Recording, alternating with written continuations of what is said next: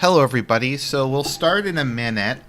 I'm sorry. I'm gonna do my best to kind of keep this coherent, but there's so much nonsense to deal with on this one, and there's so many facets, and it's gonna be a while. Someone's asking why there's no sound, but that's just I don't have. I need to get pre-roll music. I just don't like using music, even if it says royalty free, because I'm kind of paranoid about getting a copyright strike.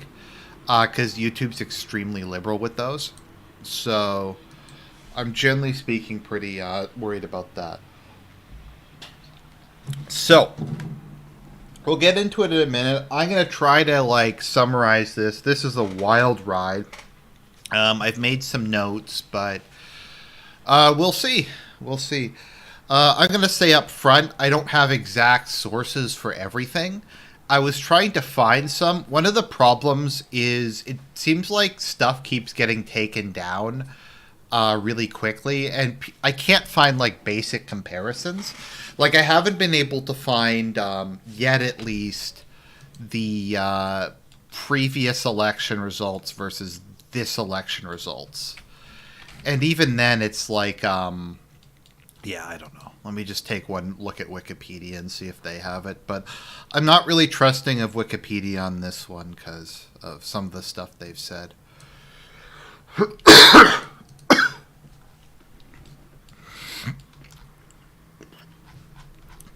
I don't think they have final voter tallies for anything. That's good. Let's see here. So we'll start in just a minute.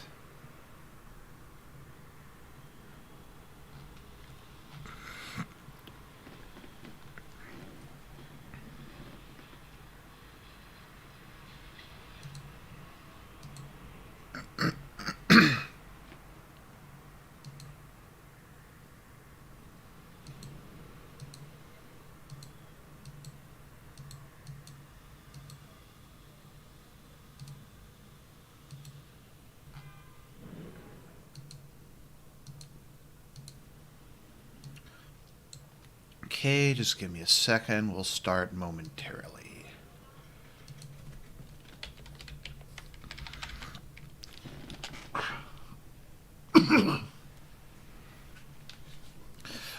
We'll get into that, Andre. I'm just looking at this. Let's see, 2016. I need the 2016 polls. I need 2016 polls. Where are they?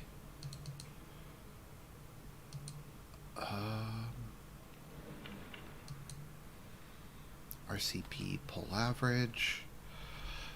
I don't know. I feel like the Real Clear Politics has gotten worse as time goes on. It's just kind of a confused mess at this point in time. Let's see here. 2016 final polls. Let's see here. No, that's general election. I'm trying to find the state level polls.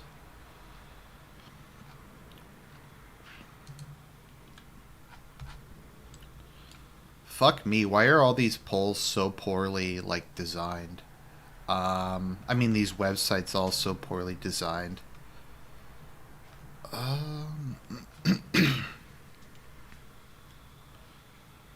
Here, okay, is this it? Nationwide opinion polling? No, I want state. Sorry guys. I've been trying to find this for the last half hour, but it's difficult. Okay. Statewide opinion polling. There we go.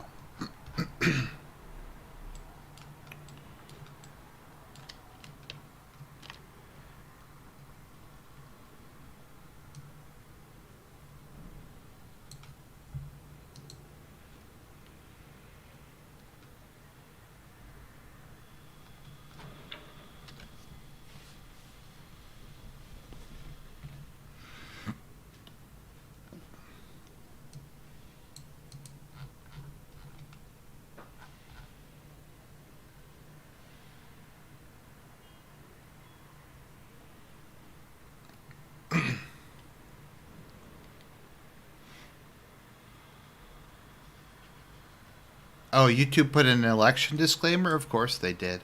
I haven't even said anything yet, but it's gonna get I don't know, they'll probably flag this down. Anyways, guys, let's get started.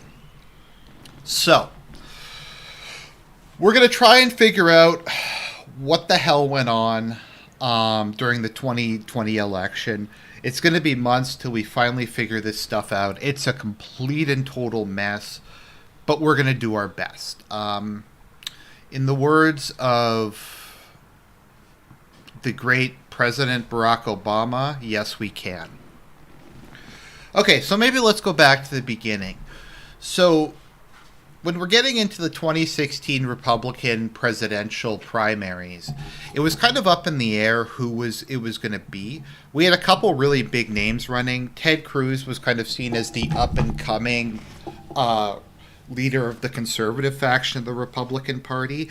Marco Rubio was kind of seen as I guess you could see the general-purpose conservative candidate. And then we also had I guess you could say the liberal wing of the Republican Party represented by Kasich. So we kind of had those three, and Trump burst on the scene with a more nationalistic and populist message. While he was in favor of tax cuts and deregulation, Trump was a lot less pro-corporation than the Republican Party generally is, and he advocated for stuff like tariffs and stuff like that. And he was trying to take the Republican Party in a more worker-focused and tried to build, I guess you could say, a broader electoral coalition. So there was a lot of shenanigans over the course of the primaries. A lot of people just expected Jeb Bush to take it because of name recognition, and he had the establishment support, and a lot of people liked him. After he got wiped out, Ted Cruz kind of became the second candidate, and you eventually had a sort of coalition forming between all the anti-Trump candidates. Trump managed to win, though, and he went on to run against Hillary. Now, the media, I don't think this is really like a conspiracy theory or anything, hated Trump more than I think anyone else in recent memory. I don't know if there's been a candidate since maybe Andrew Jackson that the affirmative... sorry, I'm just... Rain's meowing really loudly.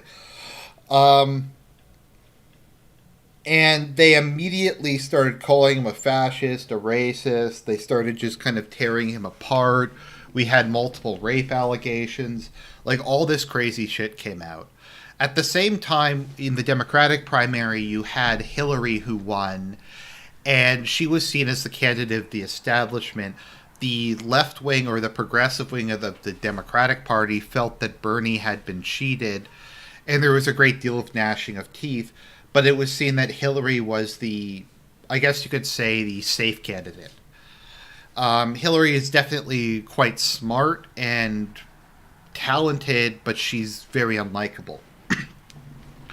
So heading into the 2016 presidential election, we had polls that overwhelmingly predicted a Hillary win. So let's just look at some of them just to give you an example.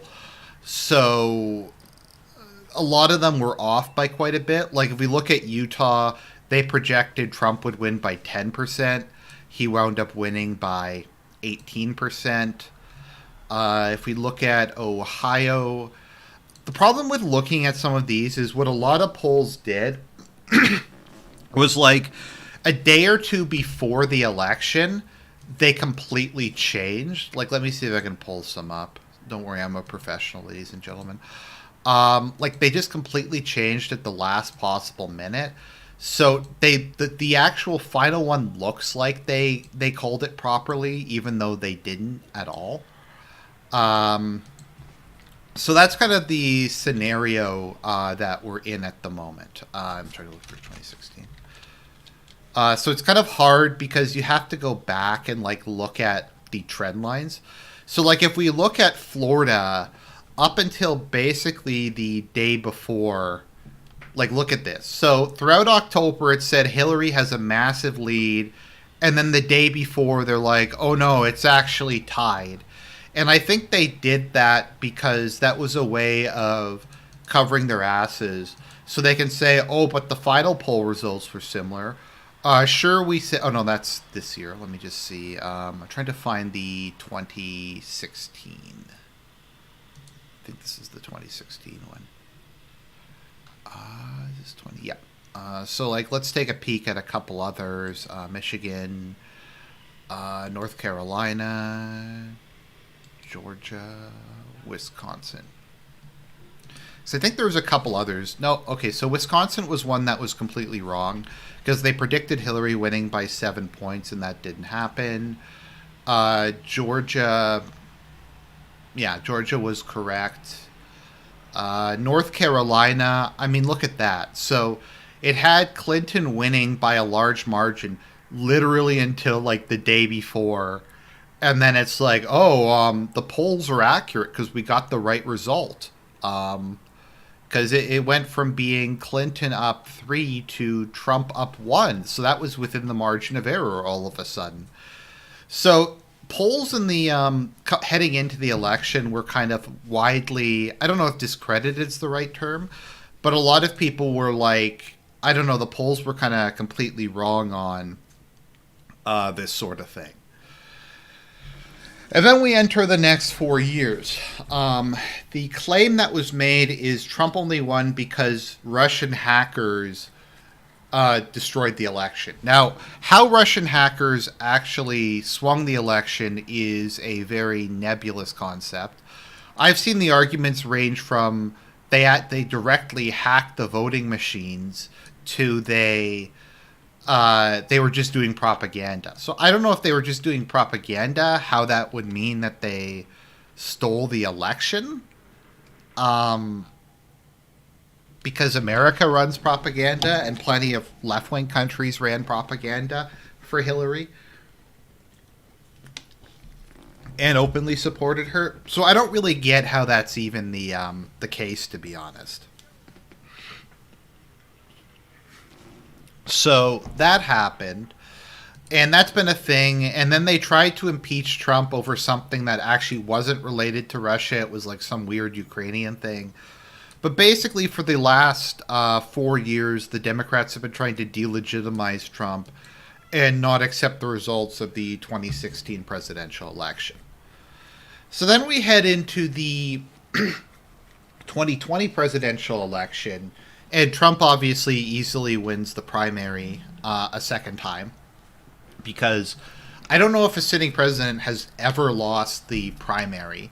I'm sure it probably happened. I can't really think of an example. The closest I can think of is when Reagan ran against Gerald Ford. I think that one was kind of a nail biter and it was very close. But then again, Gerald Ford wasn't elected. He inherited the position after Nixon and his vice president resigned. So make of that what you will. So we had that stuff happening, and then you had the Democratic primary. And once again, we kind of see this split in the Democratic Party between the progressive wing and the establishment wing. The establishment wing, it's kind of hard because, I mean, the term is kind of like, sounds really generic. The establishment is basically the not as ideological section of the Democratic Party. Their primary goal is maintaining power in the patronage system. Things like healthcare reform, to a certain extent, even things like racial justice, are kind of secondary. Like they aren't at the they aren't like super, like they're important, but the primary goal is to win elections, to take power, and to keep the patronage system going. So we had a bunch of different candidates. You had candidates from the left wing of the party. I'd say maybe like Elizabeth Warren, Julian Castro, Bernie Sanders, and then you had candidates from the more, I guess you could say, pragmatic wing, which I guess would be like Pete Buttigieg,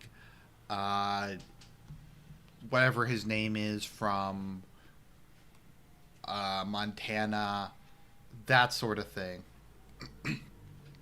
Zorro says John Tyler, Andrew Johnson, and Chester A. Arthur were denied at the primaries. Okay, yeah.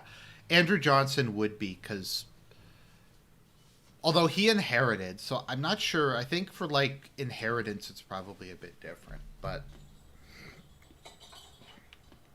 I digress. So what wound up happening is it looked like Bernie might have been able to win. It's kind of an ongoing meme. Bernie can still win. And what wound up happening is right before Super Tuesday. For those of you who don't live in the United States, Super Tuesday is a day when a whole bunch of states have their primaries on one day. And on the one day when the states have their primaries, uh, it often decides the results of the election. So what wound up happening is all the other candidates of note dropped out the day before Super Tuesday, and all of them endorsed Biden. And that was enough to push Biden over the top, and he won the nomination. And it was seen that the Democratic establishment didn't think Bernie could win. In my opinion, they were just scared of Bernie winning because Bernie's a true believer, and he probably actually would have taxed corporations and actors and other rich people who vote for the Democratic Party. So Biden won. It's very clear that Biden has early to mid onset dementia. He's incredibly senile. No one can really understand when he's talking. And it's kind of like a weekend at Bernie's kind of corpse situation. It's like when John McCain ran, or I think it's like Yuri Andropov, a couple of the final Soviet leaders who were just kind of vegetables. So the idea was that Biden was kind of this empty suit who was barely conscious, who was going to run. And as Sir pointed out, this actually proved to be a good thing because Biden didn't have any kind of real platform that I could determine or any sort of agenda. And because of that, it actually kind of benefited him in Sirp's opinion, and I agree with that, because Democratic voters could graft onto him whatever they thought. So, like the moderate to the what you I guess you consider the right wing of the Democratic Party went, well, Joe Biden's been a um, he did all that crime reform stuff. He's generally speaking been a lot more moderate on social and economic issues than a lot of Democrats. A lot of people, I think, even saw him as being the far right of the Democratic Party. Also, he pandered a lot to the progressive wing, and he was associated with Obama, so he had at least marginal support from the progressive wing of the party. So I think everybody who saw Biden just saw in him what they wanted to see. So him being incoherent turned out to be a big advantage. Now, the media was really, really deeply in the tank for Biden against Trump. I don't think this is a conspiracy theory. I think you can just watch just about anything and see how the coverage goes. And it's pretty obvious the media's in the tank for Biden. I'm sure there's been studies on this, although the studies are probably also biased. I'm just going by like my experience because I don't know. There's not a lot else you can go on. So the media was wildly in the tank for Biden, and it's interesting because Trump has been really badly losing in the polls for over a year now. They really tried even more so than last time to give the Democrat a big lead. And it looked like Trump was going to lose in a landslide, that it was going to be one of the worst blowouts since like George H.W. Bush won his first term, and that the Republican Party was going to get completely decimated. And then COVID-19 happened. So it's an open question whether COVID-19 helped or hurt Trump. Most people I see think it helped him because even if his dealing of it was kind of incoherent and muddled at the beginning, he never was really in favor of the mass lockdowns. And I think um, the mass lockdowns were happening, um, the longer it helped Trump more and more. You also had the BLM riots. The BLM riots, I think, were in part influenced by the lockdown because people were getting really stir crazy and tired, and all that kind of stuff was happening. So you had George Floyd obviously died of an overdose of various illicit substances and COVID 19 while resisting arrest. And you just had riots break out across America. In a lot of cases, the Democratic governors, the Democratic mayors, completely sided with the Black Lives Matter. I think it was Minneapolis voted to get rid of its police department altogether. You had parts of America break off and form their own mini countries, particularly the Chaz in Washington State and Seattle. So that stuff happened. And a lot of people think the combination of the lockdown and Biden wanting to continue it and Black Lives Matter and Biden supporting it um, shifted it towards Trump. On the other hand, the economic measures were really good prior to the election. The stock market was at an all-time high. Now you could say the economy was a bubble or it only helped like the super rich, which I'd probably agree with, but I still think Trump had a decent chance of running on his economic record. But BLM like really I think pissed off a lot of people. In particular, I think it pissed off a lot of Hispanics because they have to live in the same neighborhoods of blacks, and they were tired of like their shit being burned and looted. So that stuff all happened. Trump, even at least rhetorically, has been very anti BLM. In particular, he's been very against the smashing of statues and the destruction of America's past by various rioters. So, so all that's been happening. So because of COVID, there's a strong move, particularly in blue-controlled states, to shift balloting as far away from in-person voting as possible towards mail-in ballots. So in some states, I'm sorry if I'm gonna have to qualify this because okay, so maybe just a bit about elections in the U.S. because it's just something I don't think people in other countries can really follow just how different it is. So in Canada, the federal government in each province there's Elections Canada, Elections Ontario, Elections British Columbia, and it's an independent organization that's run by the government at kind of arm's distance that handles elections. So when it comes to having the actual elections, sorry, excuse me, all the people who run the polls, who count the polls, are temporary employees of Elections Canada. Um, they don't, they aren't partisan members of a particular government or political party or something like that. So that's kind of how it works here, and it's very different. Like, as in Canada, there's no online voting, there's no electronic voting. It's just entirely ballot. And because of that, we have a very low rate of um, ballots being dismissed or spoiled or that kind of thing. There's also not any partisan control of it. So while I'm sure there is some electoral fraud in Canada, particularly in Quebec, just because of the whole independence issue. Like we had a referendum in the 90s where independence failed by less than 1%. And I think both sides engaged in widespread voter fraud over the course of that.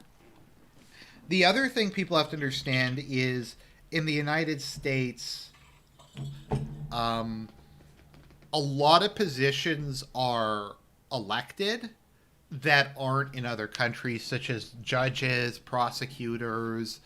I think they vote for different. I think like Secretary of State for the state is elected separately.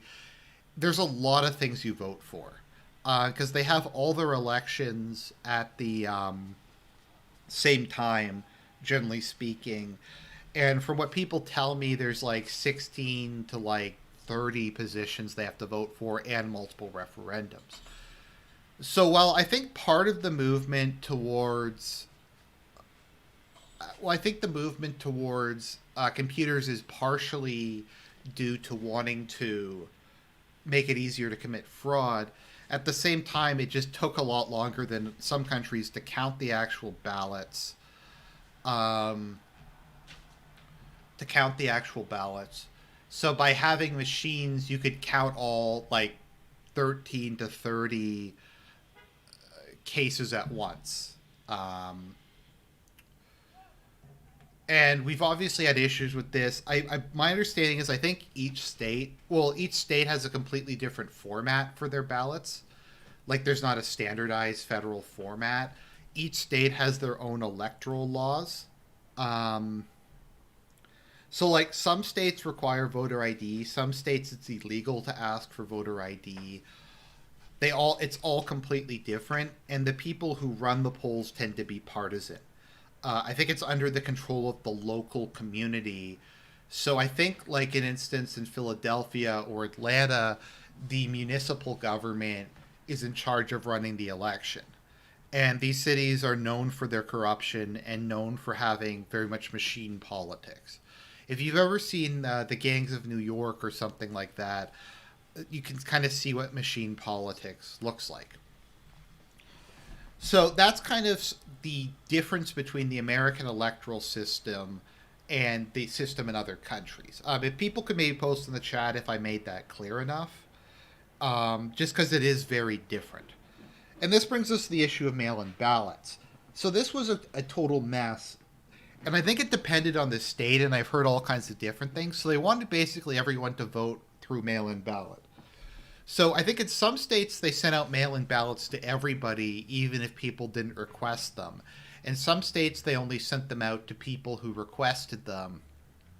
In some states you could vote early and in person. In some states I don't think you had to. And so you had like tens of millions of, maybe I guess hundreds of millions of mail-in ballots floating around, which may or may not have been valid. And states all have completely different rules on when you can return them. So some states would accept ballots up to election day, if they arrive before election day. Some people would accept ballots up to only the days before election day. And there are states like Nevada that will accept ballots up to 7 days after election day. And there's different rules on postmarking. I've heard different things about Pennsylvania, where they'll accept any ballots that come in like 3 to 4 days after the election, regardless of whether they're postmarked or not. So you had this massive thing. You also had people you could go in and vote manually on election day after you'd send in a mail-in ballot, and supposedly they would annul the mail-in ballot. But I'm going to press X to doubt on that one, if that actually wound up happening. So that's kind of the situation. And there's a lot of just kind of weird stuff that happened on election night. And we're going to head to, I guess, election night in a minute. But basically, Trump and the Republicans have been saying for most of this year that there's going to be shenanigans going on. Even if, sorry, I'm just trying to gather my thoughts.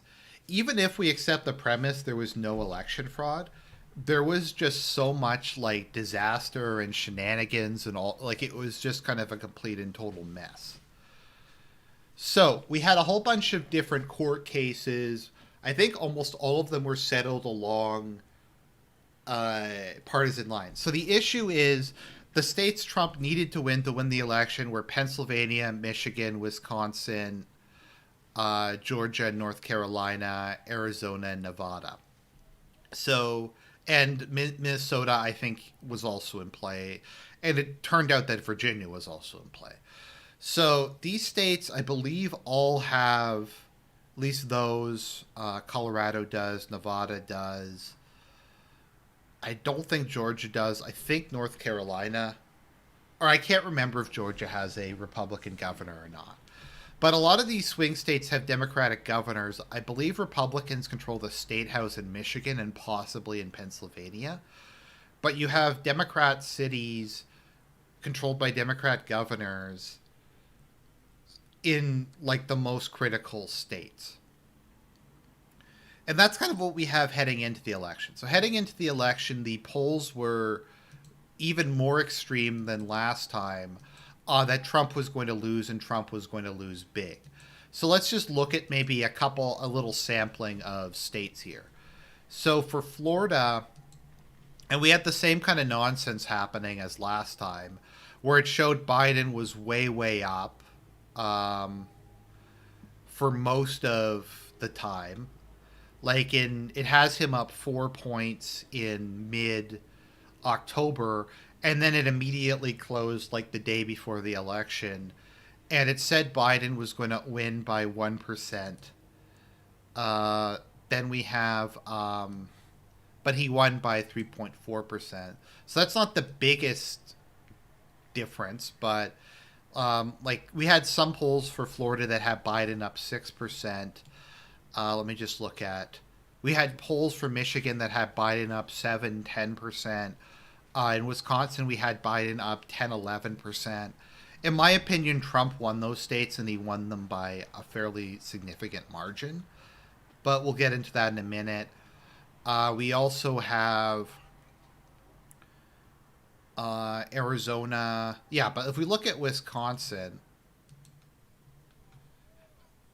they had Biden up 7 points, and Trump won that state.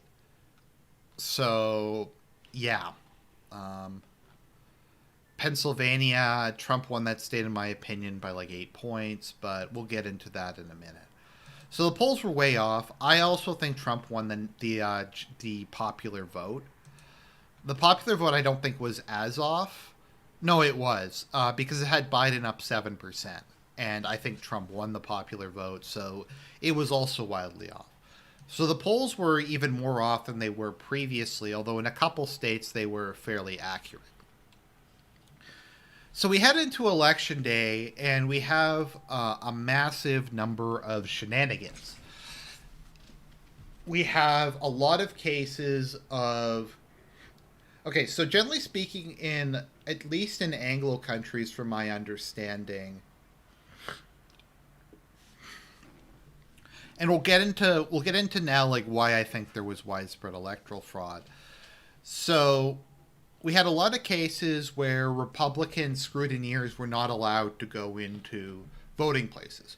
Generally speaking, during an election, members of the different parties are allowed to have representatives there to watch the vote counting, to make sure that like they're counting the votes properly. They're not like crossing out names and replacing them with other names. They aren't throwing ballots out, that sort of thing. So there was a number of cases where Republican vote counters, or Republican scrutineers, were kicked out. There was a case, I forget where it was, maybe someone can post it. I think that was in Detroit, where they boarded up the windows to prevent people from looking at it. And you had all this shenanigans. And even kind of heading into it, we started to hear reports of large number of ballots getting lost, getting thrown out. People were finding them. And suspiciously, they always seem to be Trump ballots. Not very many Biden ballots seem to have gone missing. And that was kind of the lead up. So election night happens, and Trump is doing very, very well. He has a huge lead.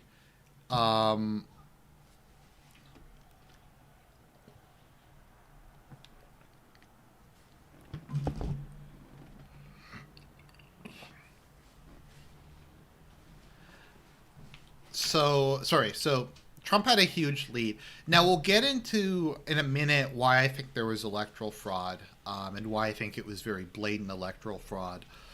But so Trump is winning. If you look at the predictor on New York Times, I think it had him winning Georgia, North Carolina, and Florida by something like 90 plus percentage points. It said that initially Biden had a 95% chance to win, but Trump was ahead in all these states. He was also ahead in Virginia by a lot for most of the night. And strangely enough, he was also ahead in Rhode Island. But he was winning Wisconsin, Michigan, Pennsylvania by large margins.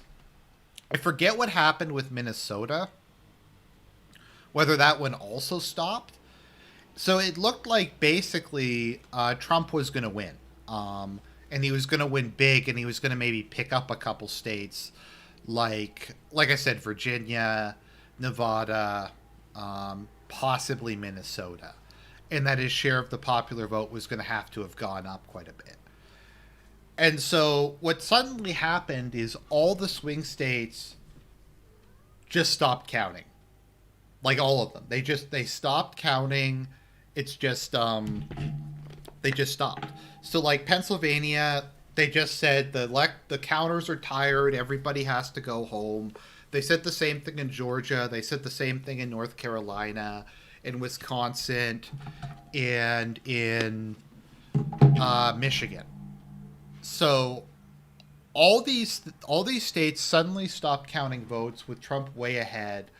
If you look at the percentage counted, in a lot of them it was like 85% with Trump up 9 points or up 7 points. So it would have to be like all the remaining votes would have to break like 80% for Biden in order for them to win. And then what wound up happening is, so all the electoral scrutineers went home. They claimed they were going to stop counting. And then they started counting again. So they were too tired to count at like 1, 2, 3 a.m., but they weren't too tired to count at like 4 or 5 a.m. So people woke up the next morning and all these states had like flipped. I think the first day, like Wisconsin, Michigan had flipped. Georgia was getting there. Arizona and Nevada went through, I think it was something like 4 days without any votes being counted. They just stopped. And in a bunch of these states, the percentage of votes counted kept going down.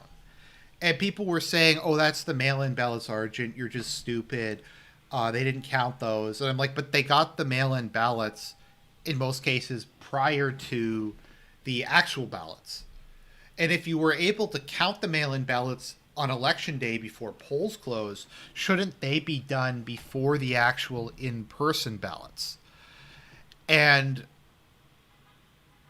so we went through continual cycles of, you would have a couple a couple percentage points of ballots come in. Then in the swing states, all counting would just stop. Then another round of ballots would come in that were all in Biden's favor, and this just kept going. And you have the famous kind of hockey graph in Wisconsin where it stopped for a while, and then a whole bunch of votes came in, and the state completely flipped over to Biden. And this just kept happening. And like I said, we aren't even done in Arizona or Nevada yet. And Fox News called Arizona at like 80, like at the very beginning of the night, with very few votes counted. And I mean, the state is still very much in play. And if litigation could very easily flip the state, because like now it's less than 1% difference. And most of the remaining votes, I think, favored Trump. So we just kept finding the votes. They found 6 million additional votes for Biden, and all these states flipped. And then we started to kind of get all these reports of more shenanigans coming in. So in Wisconsin, you had something like, there was a computer glitch in Wisconsin where 6,000 Trump votes, somehow there was an error and those went to Biden. And apparently this software was used in like 50 counties in Wisconsin.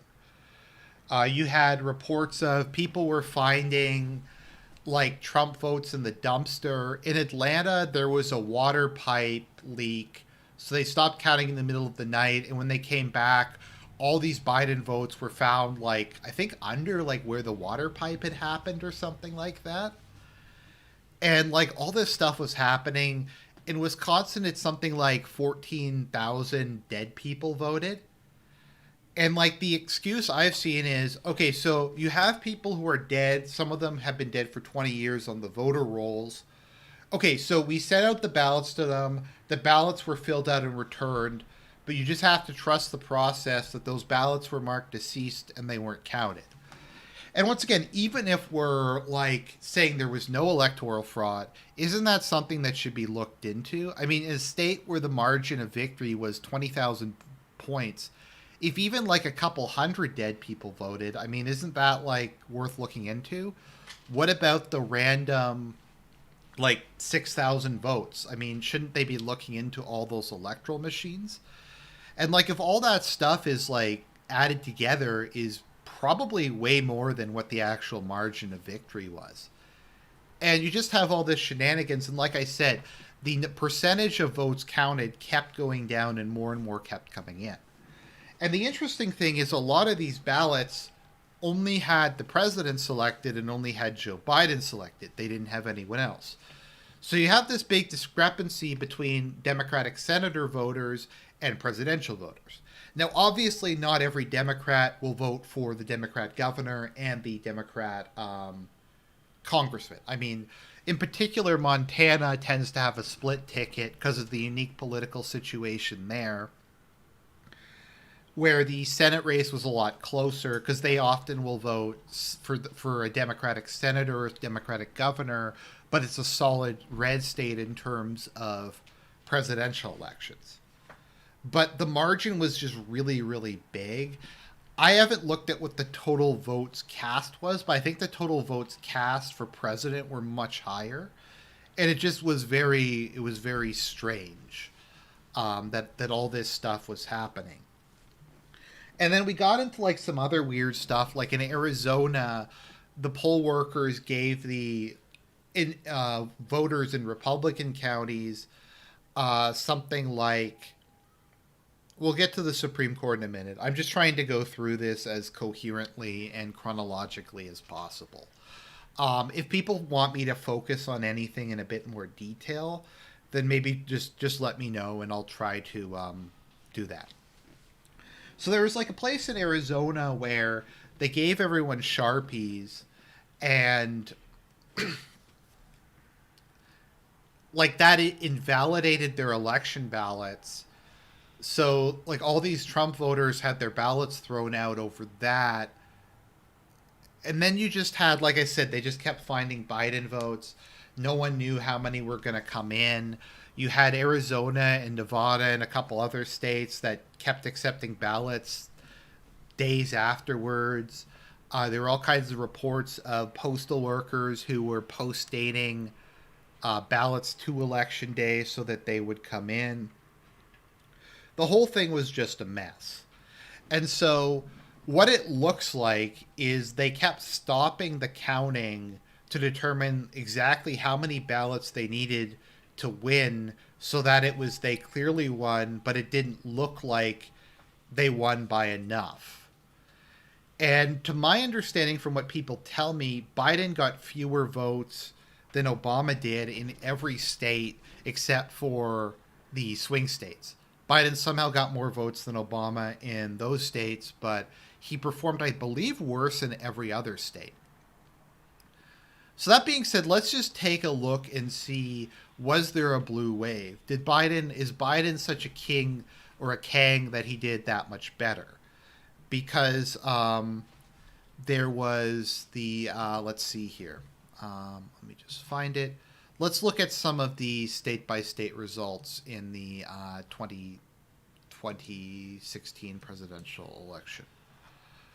Let's see here. And once again, I mean, if the ballots like were supposed to come in before Election Day, I don't get why it took them like 4 or 5 days to count them all. And the media basically said there was no. There's nothing to see here. You aren't even allowed to talk about it. They censored the president. They censored anyone who said there's kind of shenanigans going on. They're just like, nothing to see here. You aren't even allowed to ask questions about this. If you ask questions about this, we're going to shut you down. We're going to block you, that kind of thing. So let's look at what the results were on a state by state basis. And we'll see if this translates into the Biden blowout.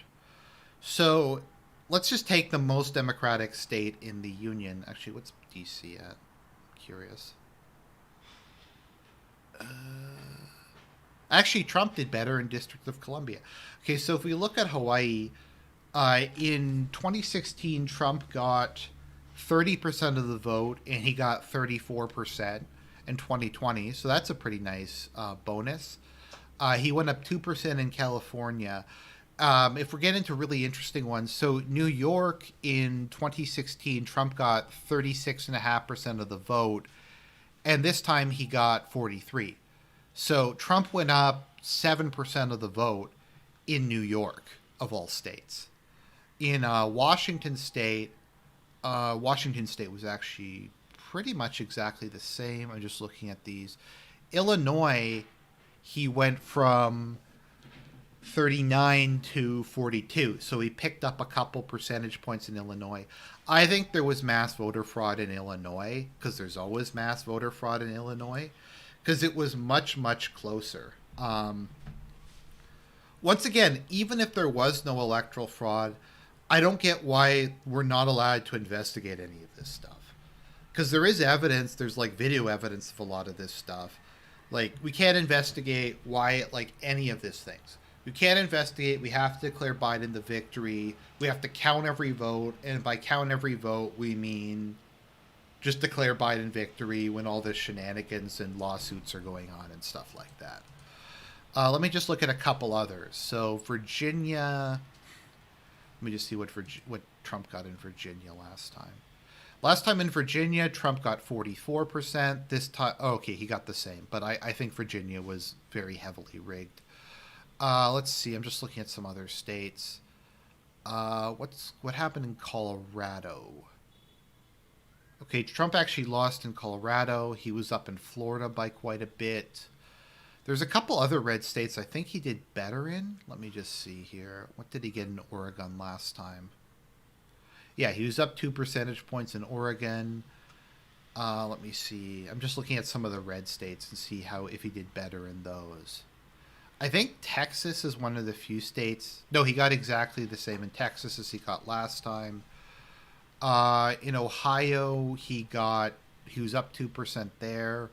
In Indiana, he was up. He was the same, actually. Just looking at some of the other states. Idaho, Trump gained 5%. Montana is exactly the same as last time. I'm just going through some of these to kind of make my point. He gained slightly in South Carolina. I think Trump gained in like every state, often by quite a bit, with the exception of a couple states that happened to be swing states, in which Biden suddenly gained a whole bunch of votes. So that's interesting. So I guess what we're expected to believe.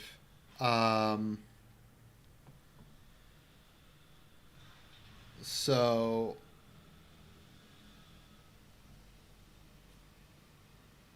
that kind of stuff.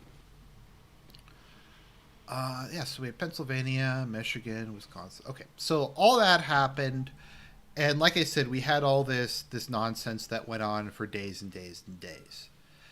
And like I said, if we look at the states, Trump was up in pretty much all of them except for those states, and the media called a bunch of them despite stuff not happening. So all that happened, and now more and more complaints of voter irregularities are coming in. Trump refused to accept the election. He said, look, I was up by a huge margin, and then all this stuff happened overnight.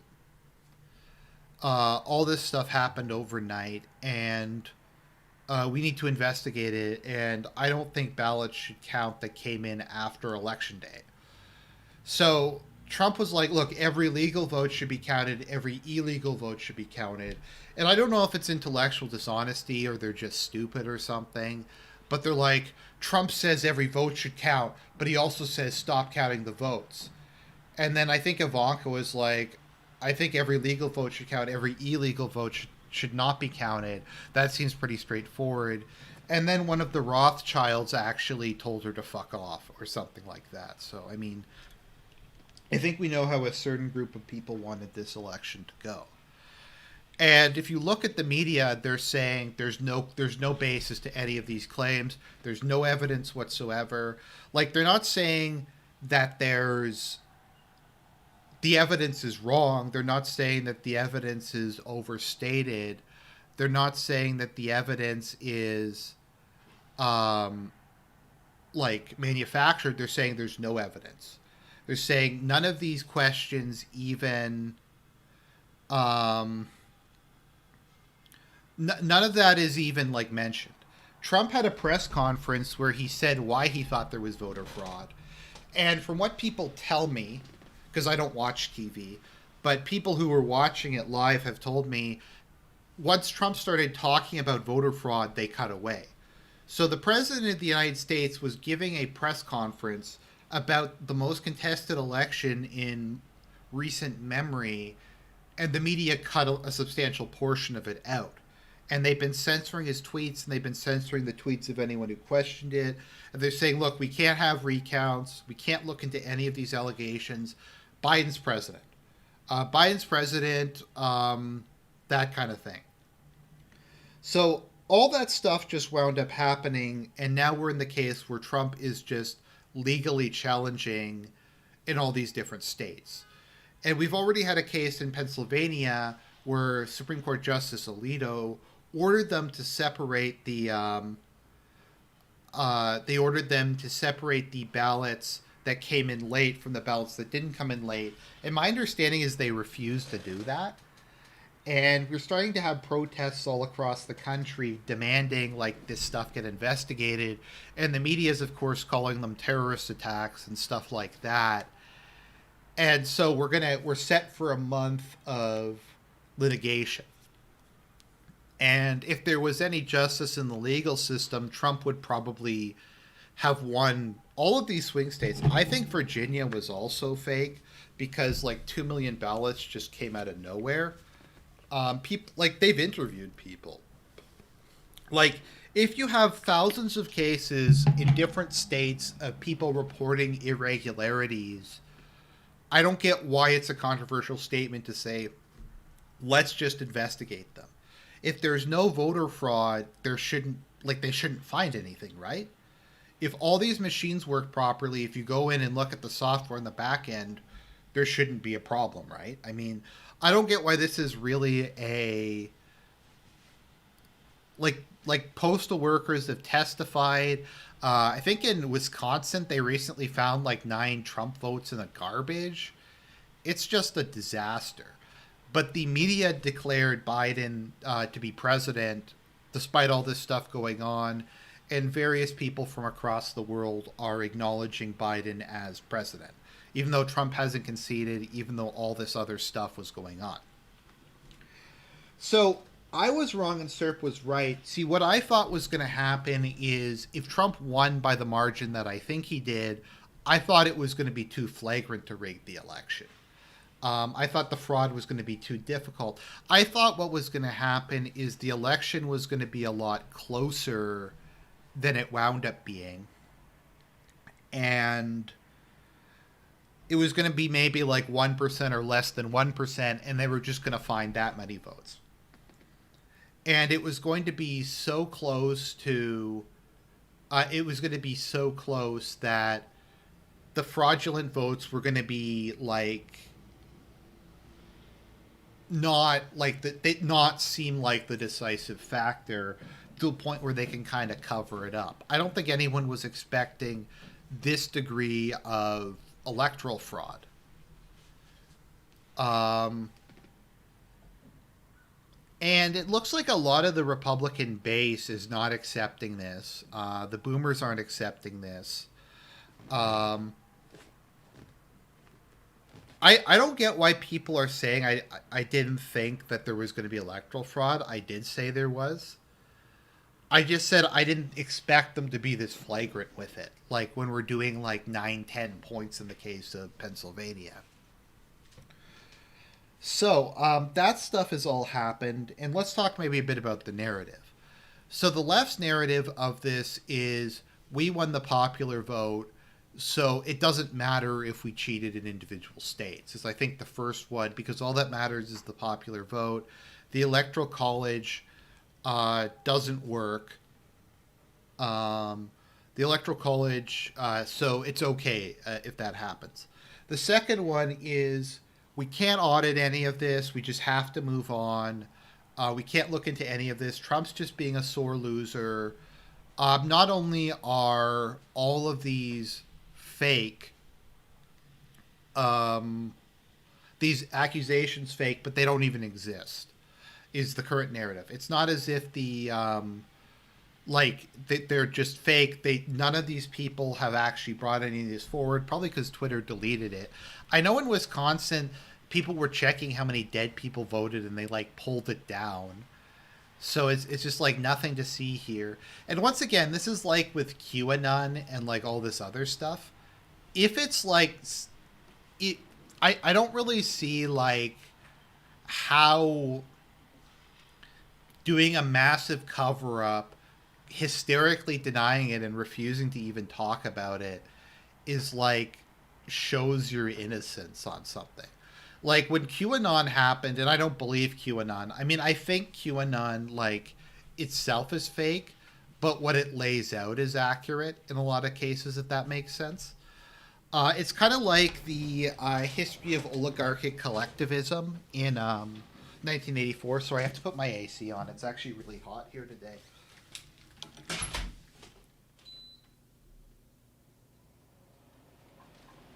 Where it is an accurate description of English socialism and the party, but it's not actually made by whoever the guy is they claim it was made by. So that's the narrative on the one side. The narrative of what was once the alt right is that this is a good thing that Trump lost. I know Keith Woods said to me, "Look, Argent, the only reason the social media censorship happened was because Trump won. If we had voted, if Hillary had have won, this wouldn't have been a thing, or this would have been way less." I've seen a bunch of people say social media censorship is going to go away now um,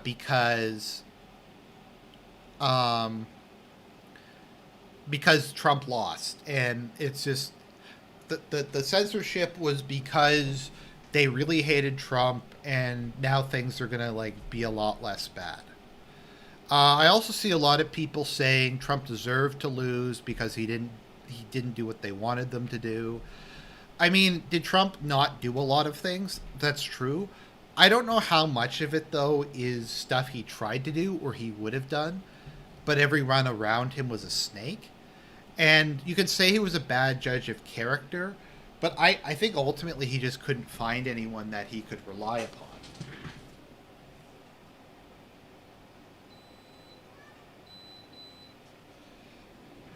Um, I mean, like I have the clip from that. Like here, I'll post the clip to that in the chat because like I've clipped it. You can see if I'm exaggerating or not exaggerating. But the other narrative is Trump deserved to lose because Trump allegedly did a lot better with blacks and at least somewhat better with blacks or Hispanics um, than he had done previously, and that a lot of other people had. So there's the clip. Um, I'm just gonna put this up. So I clipped it and I have it unlisted on my channel. So you can take it or leave it. And the narrative I'm saying, because like some exit polls showed that Trump was slightly down with white people, slightly down with white males, and slightly down with non-college educated whites. So did that not paste proper? Okay, that didn't paste properly for some reason. I don't know why. That's weird. Let me just see here.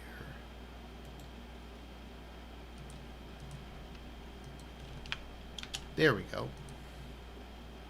I don't know. Copy and paste is such a fucking shit show. It works sometimes and it doesn't work other times. So that all happened. And my issue with that is, okay, if Trump... Oh, it says video unavailable? Oh, sorry, I'm retarded. I sent a link to the wrong video. For some reason, I don't know. Maybe I'm just retarded today. I think that's the right one then. Okay, sorry about that. I'm kind of retarded. Let me just double check. Or you know what? I just forgot. I can just play this. I'm retarded. Okay, so I'm just gonna play this video then, because I can. So this is what Keith Woods said when I was on with him. So let me just put this up. This is the big brained idea.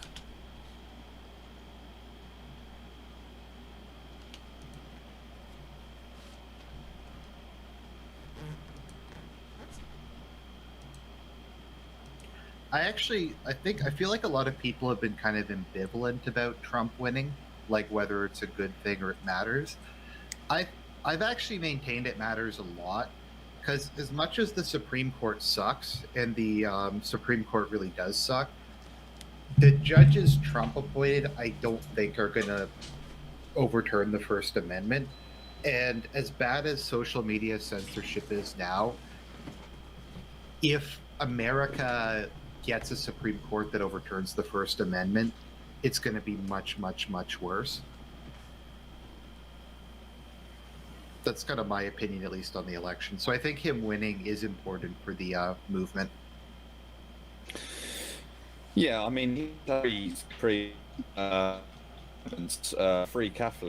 So let's see if that comes to anything. I strongly suspect it won't, and it will be a continuation of with experience, and that should. Oh dear. But I mean, even if Trump does nothing on the social media or free speech question, I think if Biden was elected, he would, I don't know, do executive orders or make it worse. Because I mean, it's bad, but the fact that we're still streaming, we're having this stream, I think indicates that it could get a lot worse. I don't know. I mean, personally, I think if Hillary was elected in 2016, there probably would have been less censorship. I mean, I know there's no solution from that, but I think 90% of the tech censorship was just simple, like Trump derangement syndrome, where they're banning all of these, like 90% of the tech censorship was because Trump won. Sort of normie-con types, because they're really fearful that there's going to be a repeat of 2016, which, I mean, there kind of is. There might be yet, but you know, that's the negative effect of having Trump in power, was it activated the left so much and sent them after dissidents, and sent them basically trying to wipe out the energy that caused Trump.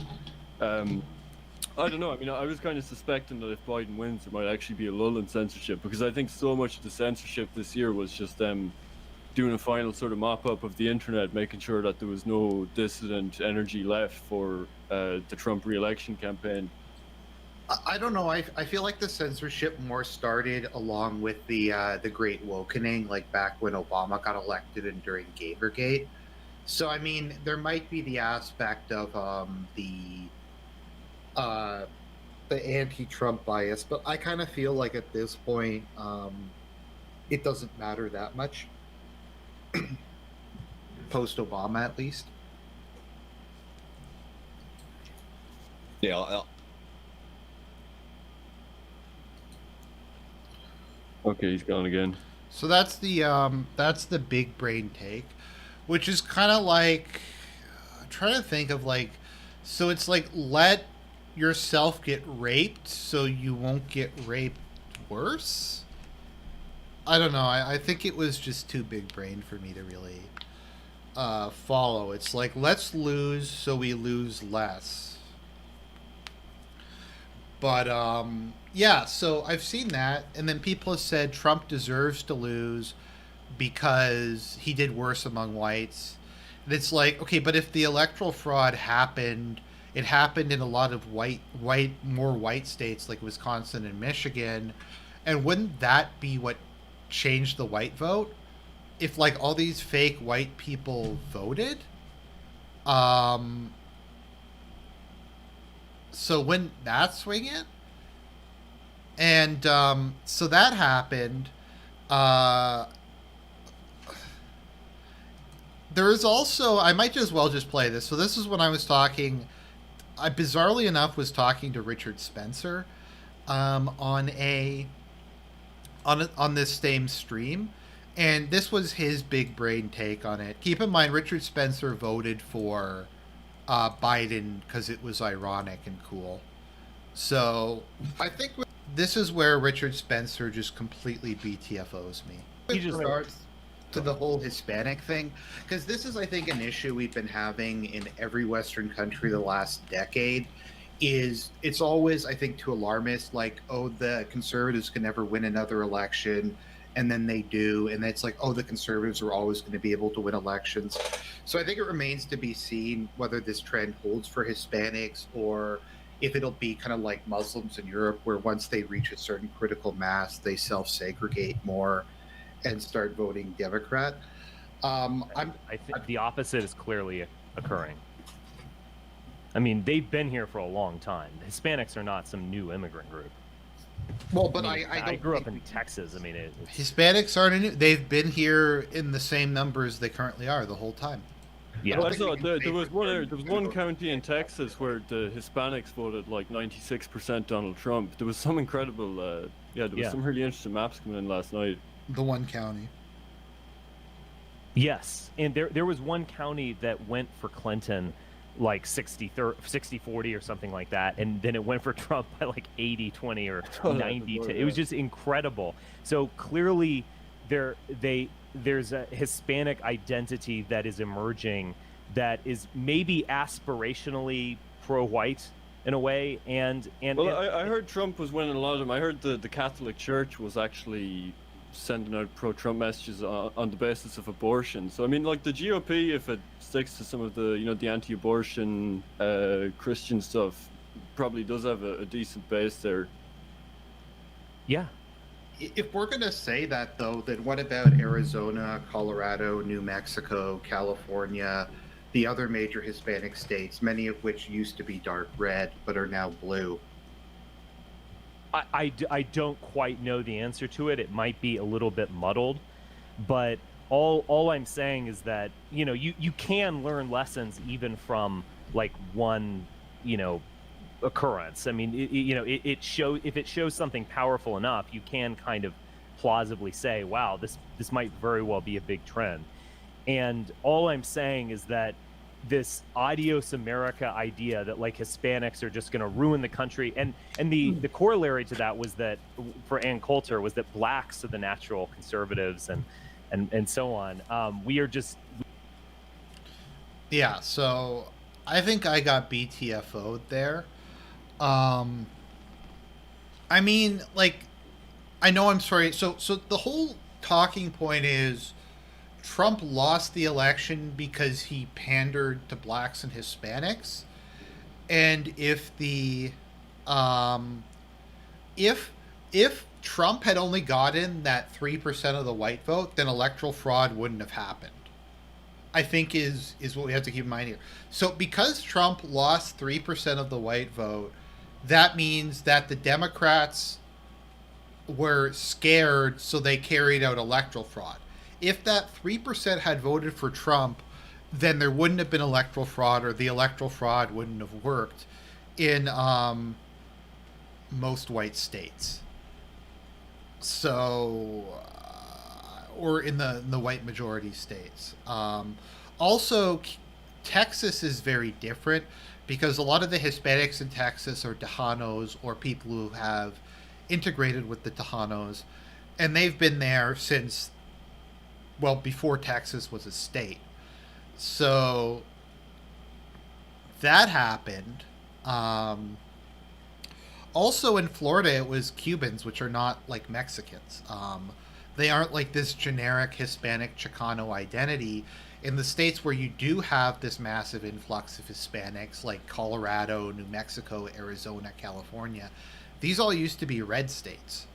Uh, I mean, keep in mind, George Bush Sr. won California in 1988 when he did it. So, I mean, how much can we even really take the exit polls seriously? So this is kind of where we are at the moment. Is there's a bunch of different views. So the mainstream Republican view ranges from Trump lost, he needs to accept the election, to a lot of people saying we're going to fight this as long as it takes. You have pro-Trump protests. I don't know what's going to happen. I think at this point in time, you know what? I'm not even going to give a prediction.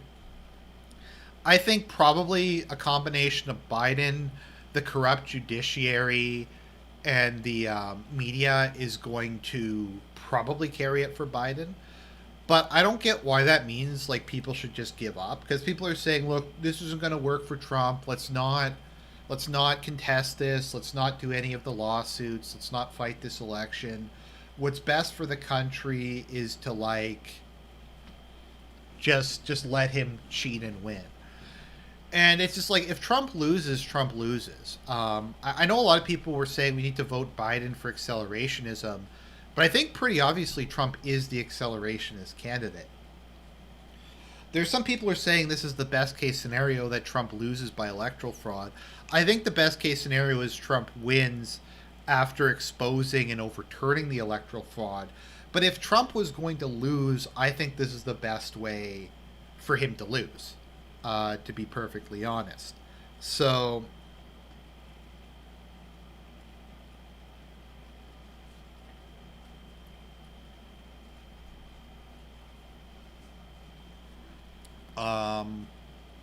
sorry, I completely lost my train of thought there. Yeah, so I mean, I think regardless of what happens, the longer this goes on and the more like stuff comes out, the more this kind of delegitimizes democracy in the United States. Serp had like a really good take on this. He was saying that the Enlightenment's over. America was a proposition nation. It was the first country founded explicitly to be a liberal democracy. It was founded on liberal democratic principles, and that was what it was supposed to be. It's a proposition nation. The Soviet Union was also a proposition nation, and yeah, it was a proposition nation. And once the Soviet Union kind of failed, because the Soviet Union, I think, was not the Russian Empire 2.0. It was this transnational state. The idea was eventually, someday, in theory at least, all of the world would become Soviet republics, and the world would be united under this internationalist order. And once that kind of fell apart, there was no reason for the country to exist. And when you get voter fraud that's like this blatant, and I mean, let's pretend there was no voter fraud. Okay, let's pretend there was no voter fraud and this was all just fuck ups. The country is completely incapable of holding an election.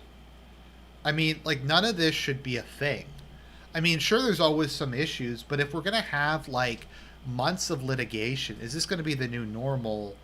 If the new normal is like this happening, even if there's no fraud, like the whole like, how can you ever trust another election in the United States, especially if this goes through? Even if Trump wins this and he overturns everything, the precedent is set that this is acceptable behavior. This is okay to do, and this works. So I think regardless of whether Trump wins or Biden wins, this is going to put a massive question mark over the election. Because if Trump wins, they're not going to accept the... if Trump wins, they're not going to... what was I thinking of again?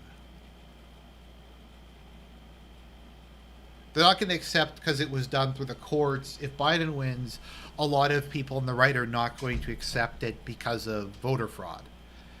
And like I said, even if there was no voter fraud, then like how can you say the election is legitimate when there's this many fuck ups, particularly in swing states when the voter margins were very close?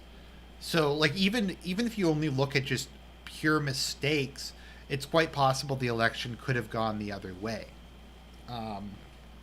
So that's kind of the scenario we have. Is I think regardless of what happens, things are going to change. Now, Serp's take is if the Democrats get away with this, then America's de facto one-party state because voter fraud becomes just an accepted part of the process.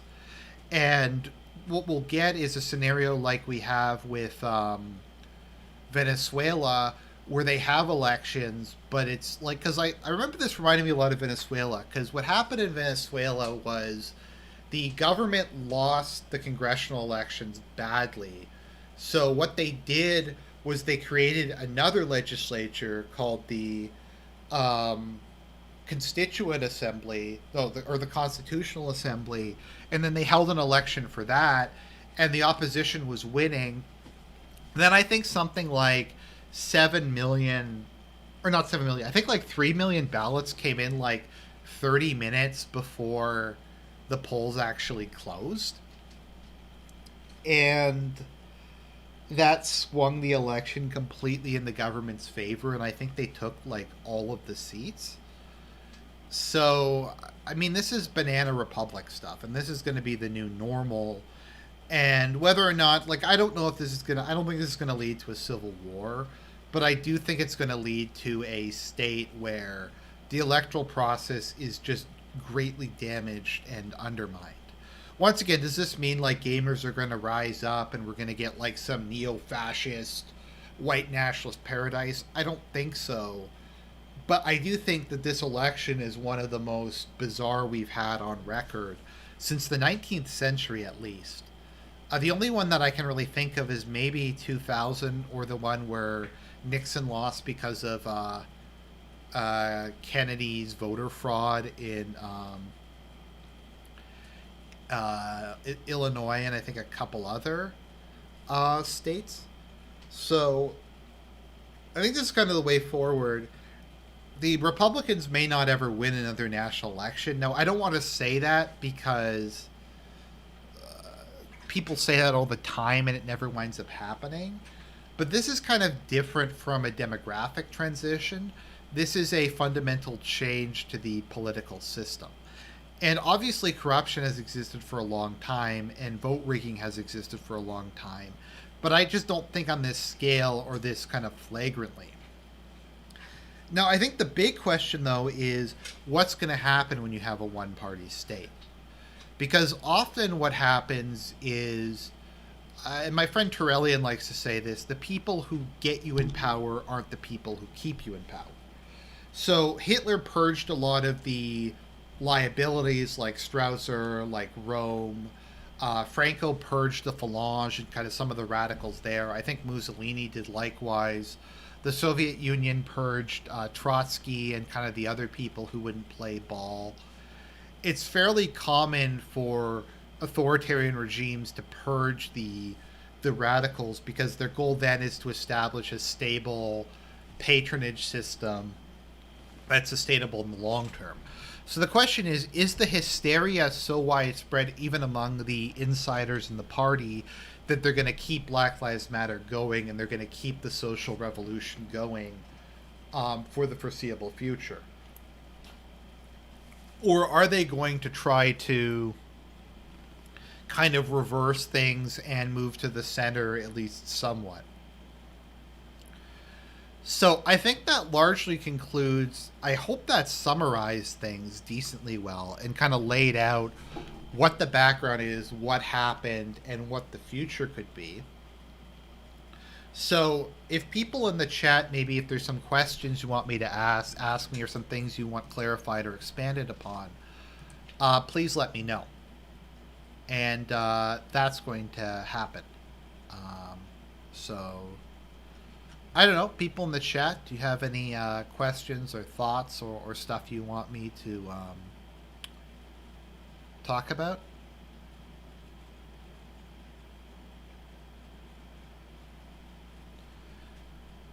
So I know it's anecdotal, but a lot of people I'm hearing who even have liberal families are like, this election is shady. But I don't know, to be honest. So let's see here. I mean, I think it's Alternative History Hub, who's actually like not even low-key based anymore. But he did, I think, a video on what if Trotsky came to power and World War II started like way earlier because he just wanted to invade everybody. Okay, Vox Populi says, what do you expect the Supreme Court to do? Okay, that's a good question. I don't know. I have no trust in the Supreme Court. I think that probably Kavanaugh, Alito, Thomas, and Gorsuch will vote in Trump's favor. I think that would be enough. I don't know about Amy, because I think Amy might recuse herself or refuse to participate. And then you have the Judas, a.k.a. John Roberts. So he might be the swing vote. But I do think that there's a decent chance. It also depends upon what kind of lawsuit goes to the Supreme Court. Like a recount, throwing out like phony ballots. I really have no idea what it would even be, to be perfectly honest. Like what the court case would be. So I think Trump has some chance in that case. We also have, some of these states have Republican governors. So like Georgia has said that there will be a recount. Georgia has said that there'll be a recount. We're going to look into this stuff more. Because all Trump needs is to retake Georgia, which is not out of possibility, Pennsylvania, and Arizona. And if he gets those three, then he wins the election. So I don't think it's out of possibility. I think it's going to be a really difficult road. I think the least Trump needs to do at the moment, even if he can't win, is cast as much doubt on this as possible. Now, once again, Serb thinks that one of two things is going to happen, that Trump is going to make a backroom deal to keep himself out of prison and keep his family out of prison. And after he does that, he's going to concede. So that's one side of it. The other side of it is Trump gets arrested, or he thinks that he's going to, some people think he's going to get assassinated. I don't really know if that's a case. He might go into like semi-exile in like Brazil or something. I don't really know. This is a very difficult point. What would happen if the Supreme Court nullifies the election? They aren't going to nullify the entire election. What they will do is they probably change things in a couple states. Why I don't think this is going to lead to a civil war is the military, I think, is completely in the bag for the left. So I think that there's a possibility of the military removing Trump from power, either directly or behind the scenes, if he refuses to accept the results of the election. And I say that because during the height of the riots, the military more or less pledged allegiance to Black Lives Matter, and they refused to defend the White House when the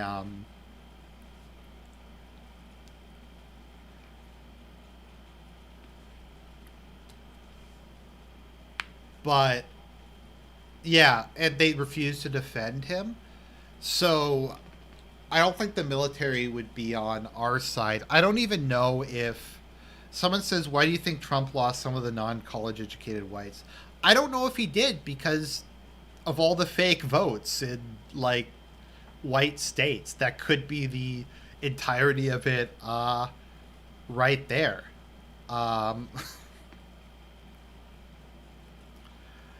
So there's that. Do I think Trump has a percentage chance? I think there's a chance. I mean, I don't really get why you would give up at this point in time. I mean, what is there to lose by contesting this election? All it really does is, I guess it would cost the people who donate a bunch of money, but it would, yeah, so it would cost the people like them money, and it might be kind of a pain and drag on for like a lengthy period of time, but I don't know. It's all up in the air. This is going to go on for weeks. I think what you have to keep in mind is the media is trying to gaslight us. The media is trying to gaslight us. The media is trying to get people discouraged. Like, they declared Biden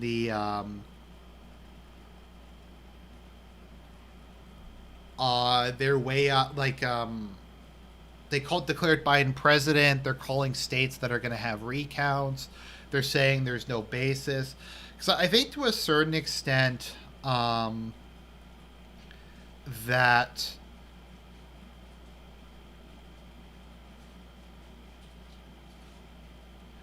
Nick Fuentes has gone in full balls to the wall. He's participating, and he's getting the America First to participate in all the protests that are going on. So I don't know. I think, though, that this will maybe have a strong impact on the base, at least some of the base. Because the thing about QAnon is boomers latched onto it. So part of QAnon is that there's like a conspiracy of like Satanist pedophiles that run the United States and run a lot of the world. And I mean, that's like largely correct. I think that like Epstein basically revealed that a large proportion of the elite is engaged in like pedophilia and this kind of weird shit. So I mean, that's not inaccurate. And I think if people at least take that away, that the people who are ruling us are like way worse than we think they are, then I think Q was a success from that point, that perspective. I think it's largely bullshit, and it's like the trust the plan thing isn't going to happen. But I do think it was a net positive, and I think in some ways this might be a net positive. But that's pretty much all I have to say about it. I hope that kind of summarized this insanity. So I don't know, guys. Just try to have a good day. That's all I have to say. So God bless everybody. Try to keep the faith. Try to seem strong. It's going to be a rough going, but it's always rough. There's always a disaster. We